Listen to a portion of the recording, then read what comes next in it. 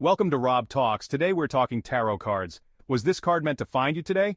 Maybe? Subscribe to this playlist as we take a journey into each of the tarot cards one by one and the meanings of the imagery and message they convey. Let's get started.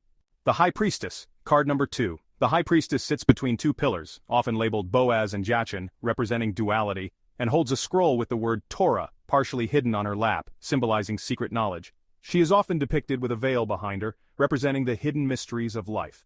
The moon at her feet and the crown on her head reflect her connection to intuition and the subconscious.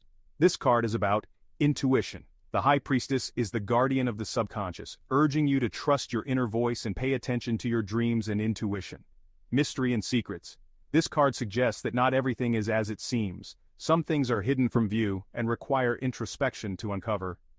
Spiritual knowledge. It's a card of deep spiritual insight, suggesting that the answers you seek are within, rather than in the external world. We hope you enjoyed this message. Did it resonate with you? If so, please leave us a comment, give us a thumbs up, and subscribe. Thank you.